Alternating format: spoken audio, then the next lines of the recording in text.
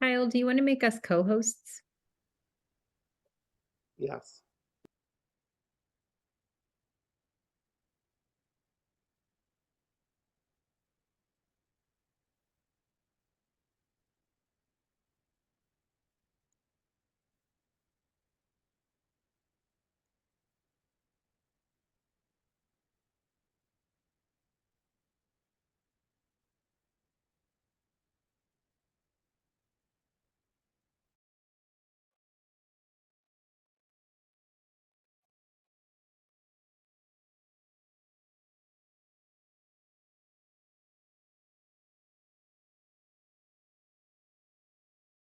Welcome everyone who is attending tonight, and also welcome anyone who is watching this later, because we are recording this webinar so that we can post it on our website for anyone who can't be here.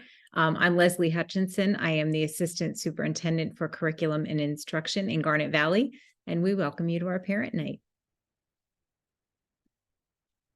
Just a couple of housekeeping items before we get started. As I mentioned, this webinar is being recorded and we will post it on our website along with the slides we'll be using to guide the presentation. And we'll be saving any information that's in the Q&A in case we need that for later or if we need to reach out to someone directly.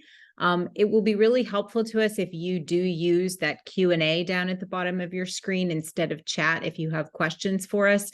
We can be answering those as we go along as best we can. And then there's also at the end of the webinar, we'll have some time just for Q&A as well.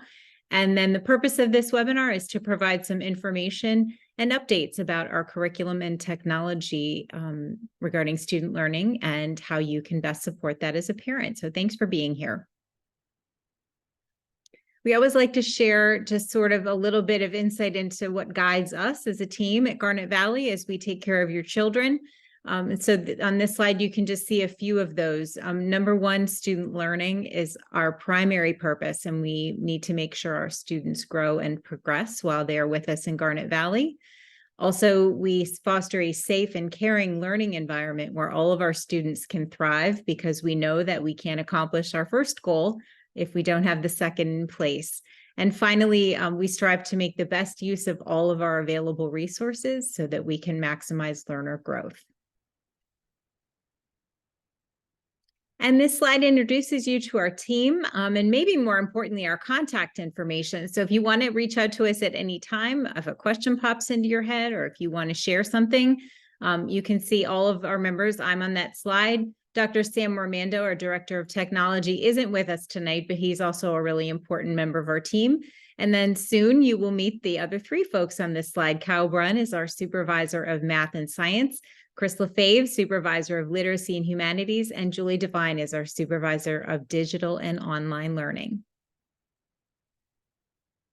And our agenda tonight, we have several areas that we want to go through tonight. So we're going to talk a little bit about federal programs at the beginning, and then we are going to dive into some updates about literacy and additional updates about mathematics and technology, and then finally some parent resources and things that you can use with your children at home if you want to support their learning. At this time, I'm going to turn it over to Chris LaFave. She is our Supervisor of Literacy and Humanities, and she also oversees all of our title programs. So take it away, Chris. Hey, hi, everyone. Thank you so much for joining us tonight. I'm just going to briefly touch on 3 different federal programs that we receive funds for, and just explain a little bit about what they are and how we use the funds. And if there are any questions you have about them, you can always reach out to me at any time, and I'm happy to discuss them with you. So we'll start with Title I. This was implemented to help low-income students reach their full academic potential. So what we have done in our district is we have a pretty even spread of our students who are low income. So we follow the data. And as such, we implemented a school-wide program in Garnet Valley Elementary to support math achievement through a supplemental math specialist. And she works with all students to help them with their math growth. And on the next slide, we have our parent engagement policy. So part of what we need to do as Title I is have this policy available to share with parents. You can go to our curriculum and instruction website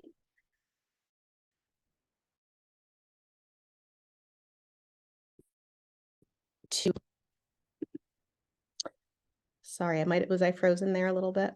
Okay.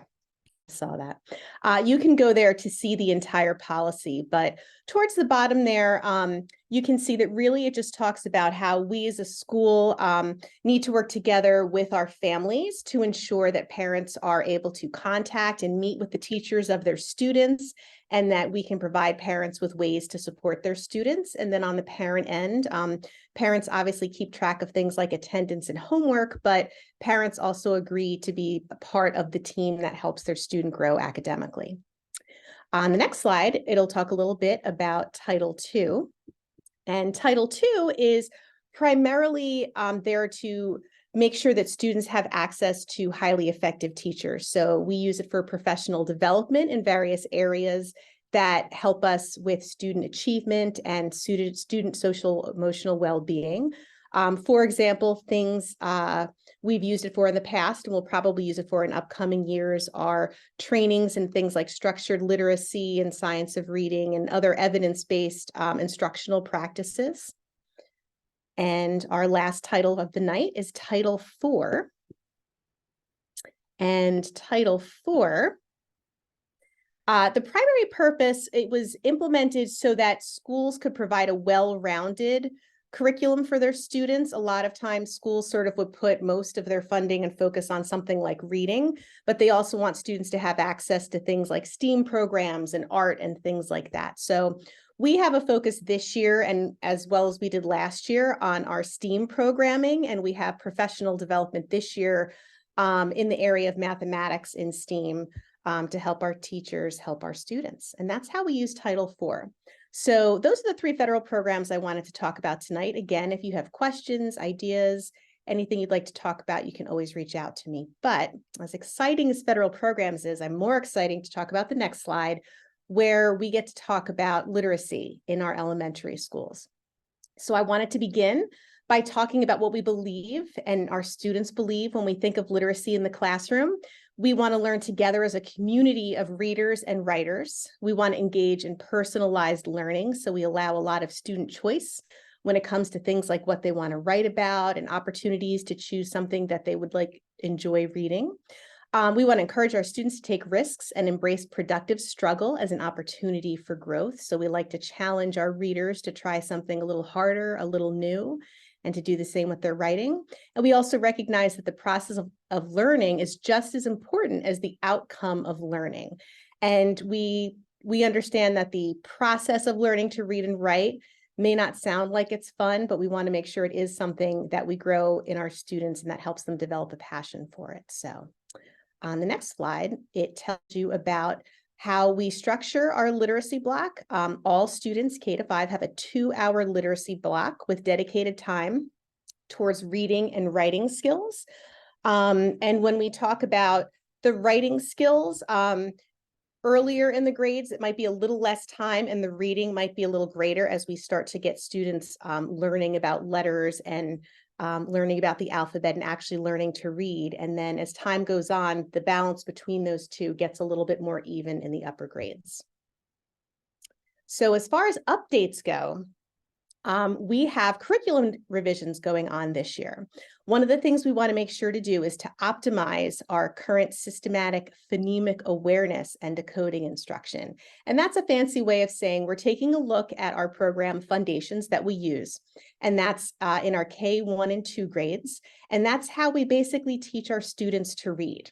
And it is an excellent program. It is systematic and research-based.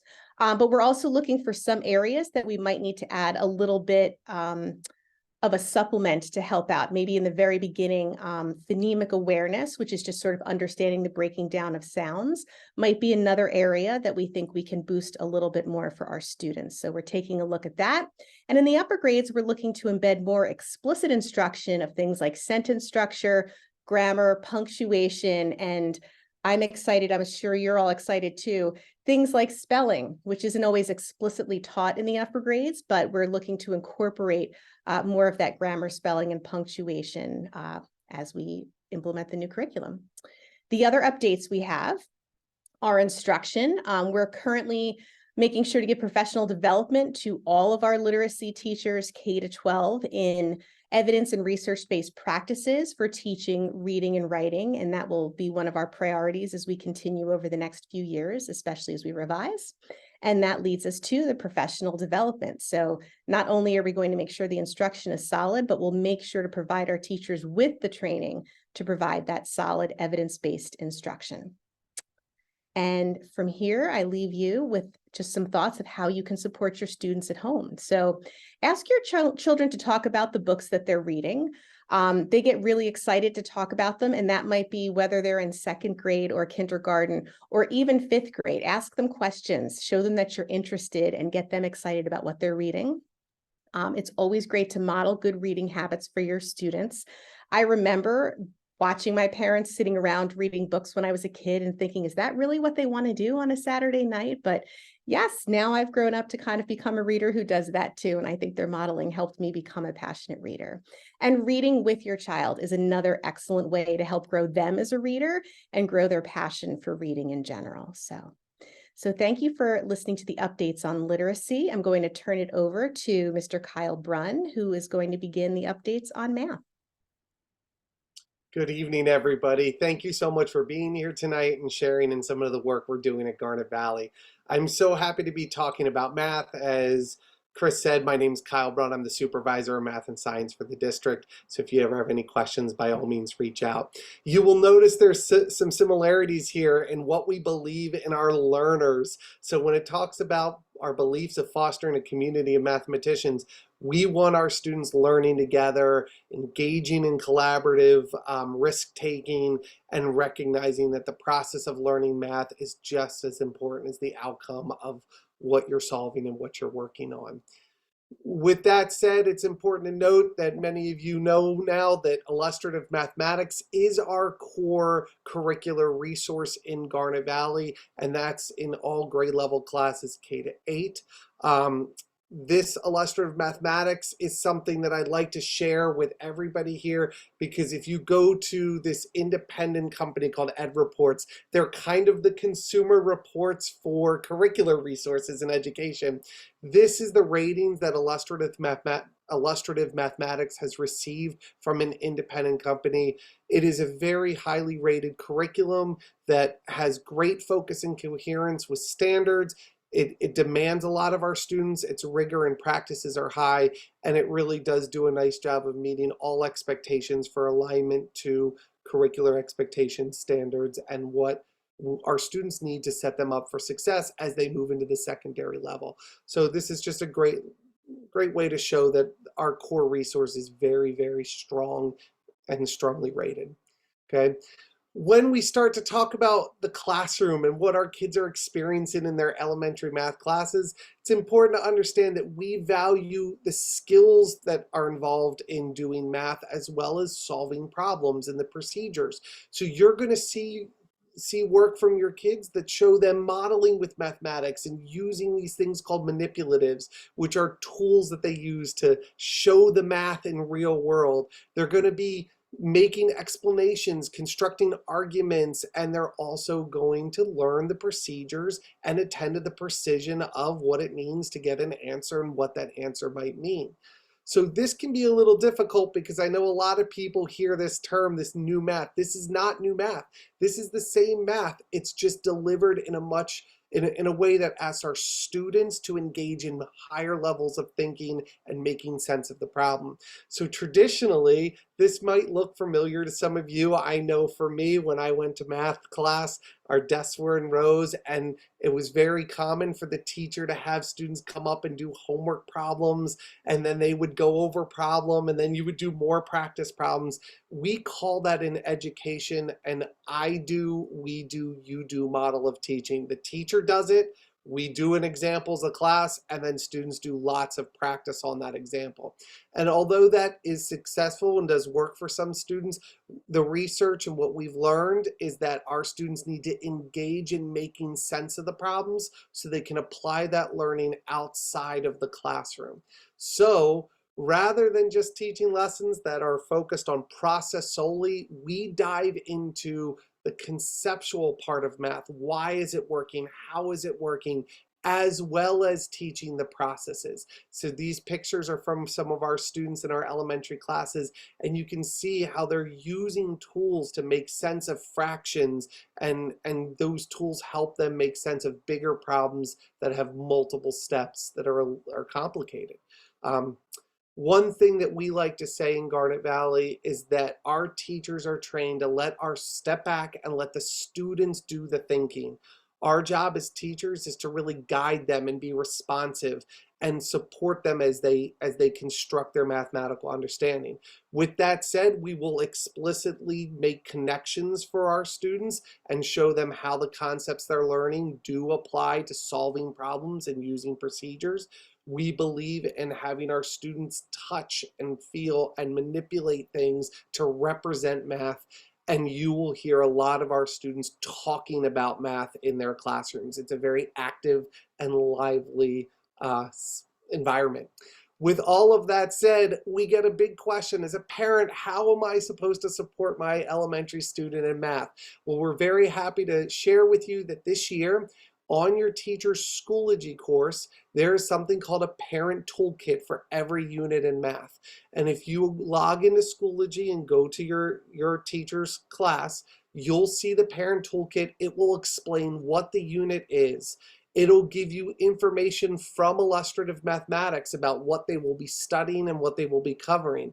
But there's more. We actually have a video that shows here's what the types of problems are your students are going to see, or your children are going to see in math class. And then there's an area that says, here's what you can do at home to do added practice to support your student in math. So we really think these parent toolkits are going to be very helpful for you. If you need any support with logging into Schoology, that information, I know your teachers will put it in their letters, and we'll have it on our website for you as well. So with that said, that's the update on math. I'm now going to turn it over to Miss Julie Devine, who's going to talk a little bit about some of our systems and technology support here at Garnet Valley. Thanks, Kyle. Good evening, everyone. Like Kyle had mentioned and Dr. Hutchinson had mentioned, I'm Julie Devine. I'm the supervisor of digital and online learning. You've heard some updates and developments regarding literacy and math. And I'm going to share with you a little bit about some updates or even reminders for some of you about some of our systems to support student learning. You'll see here on the screen, I just want to differentiate for you for ALMA and Schoology. ALMA is what's known as our student information system, or you'll see some people say SIS.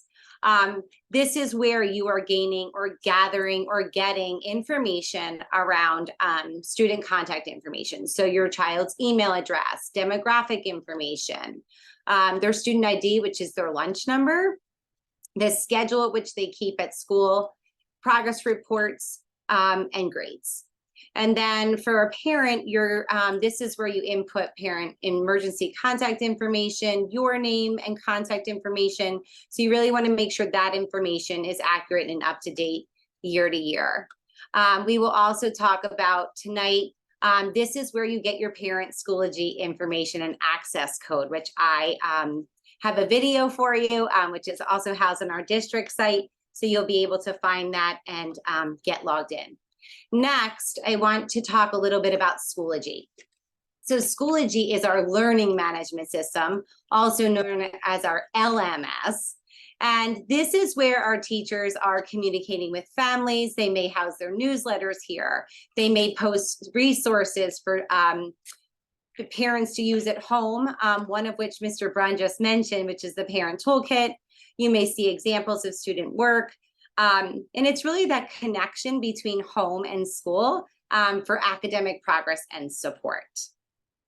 Next, you will see we use a variety of social media platforms, and we wanted to bring this to your attention because they all serve a purpose.